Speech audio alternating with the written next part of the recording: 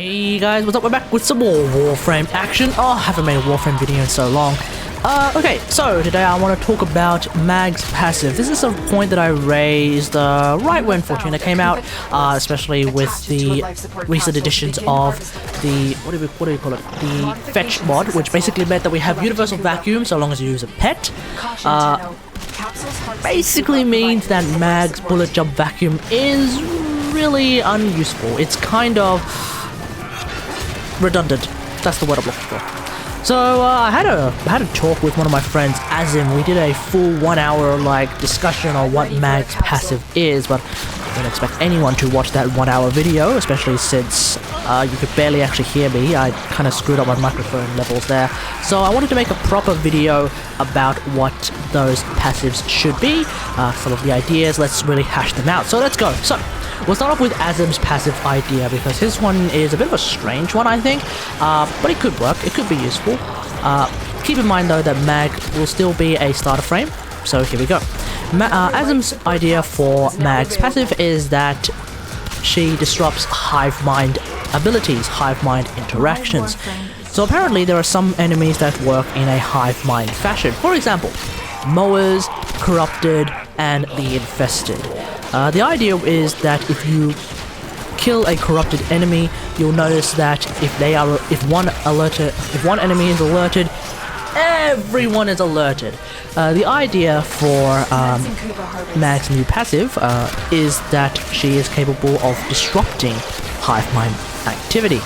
Therefore, if you kill a corrupted enemy and another one is alerted, everyone in the room will be alerted, but not everyone in the world will be alerted to your presence. So that's the idea. She disrupts that kind of hive mind ability.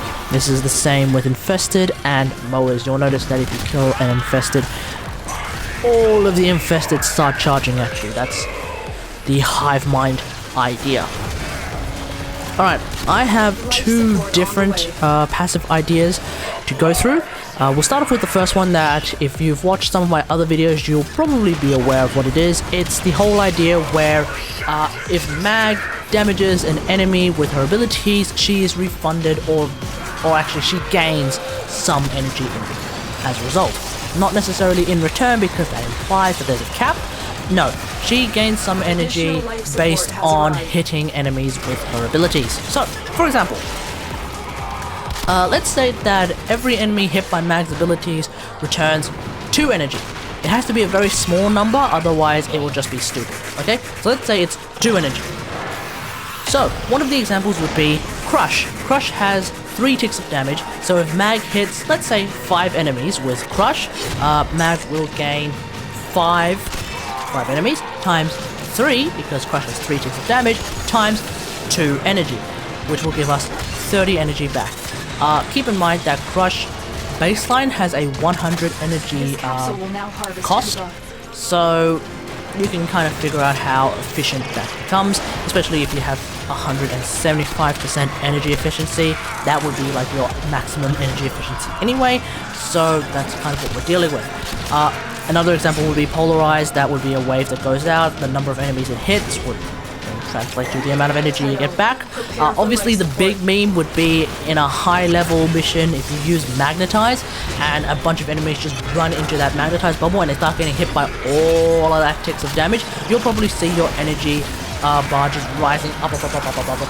But at that point, you're actually going to be spamming your abilities a lot, because your abilities, you'll need to use a lot of your abilities if you actually want to kill everything or just even stay alive.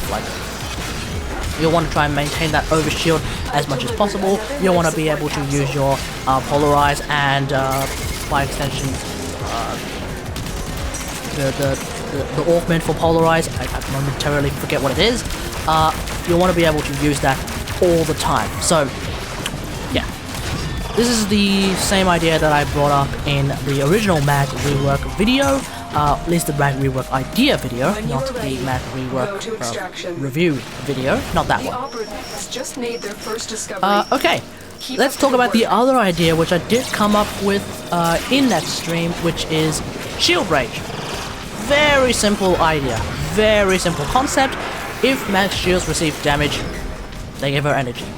That's it. this of course would affect overshields, and I'm thinking the rate would be comparable to rage. Azim has raised a very good point about this idea, which is that if Mag's shields give her energy, there's a good to fair chance that any new players coming into the game might think that shield rage is a thing that exists throughout the game. So, the big question is whether or not shield rage should be a universal thing that actually makes shields in general way more useful. I'm perfectly fine with that idea, in which case we could probably go with one of the other two ideas. I'm fine with either of them. Alternatively, this could be a Mag thing and could make Mag overpowered even more overpowered than shield is. I don't know, man. I don't know. But the idea of shield rage could be useful. Support capsule is now available.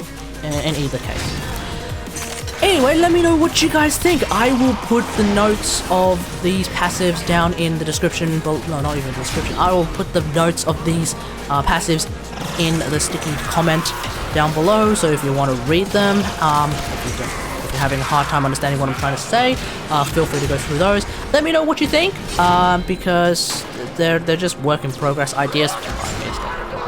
Anyway, if you have an idea for Mag's passive that you want to throw in there, feel free to put it in the comments, and we can always discuss them. That's about it. Hope you guys enjoyed this. If you did, hit the like button. If you really enjoyed it, maybe consider subscribing to the channel. And until next time, I'll see you guys later. Thanks for watching. Bye.